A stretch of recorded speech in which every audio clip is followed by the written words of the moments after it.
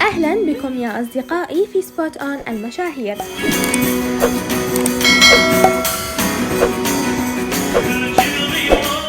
إطلالة أنجين أكيورك وأصلي أنيفر خلال حضورهما حفل انطلاق مسلسل أمسية رائعة على منصة نتفليكس، والذي أصبح الآن متوفر للمشاهدة على المنصة.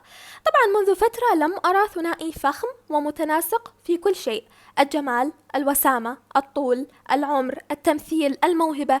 يعني فعلا في جميع مواقع التواصل الاجتماعي رأيت تعليقات إيجابية وإعجاب بثنائيتهم كبير، وفعلا كلنا نطالب أن يجتمعوا بمسلسل تلفزيوني سويا. يعني يا ليت كانت أصلي بدلا من جولسيم علي في الأراضي المباركة.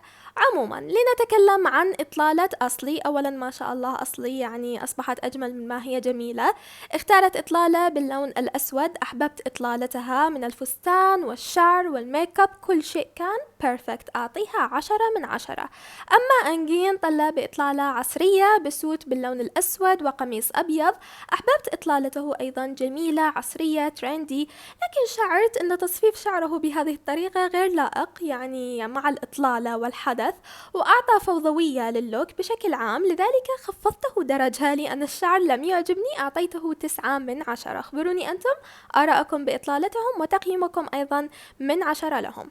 كذلك في لقائهم مع الصحافة أصلي قالت إنها استمتعت بالعمل مع أنجين أكيورك جدا لأنه منضبط ومجتهد جدا، كذلك مسلي، لذلك التصوير مر بشكل ممتع للغاية.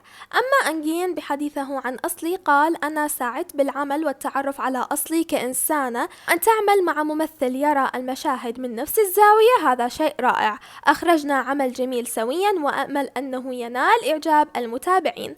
المسلسل أكيد إن شاء الله أنا سأتابعه يا أصدقائي وأنشر عنه ريفيو هنا في قناتي، لكن أنا لدي تراكمات من المسلسلات الموسم، يعني لا أعرف ماذا أفعل، أنا في ورطة. باي.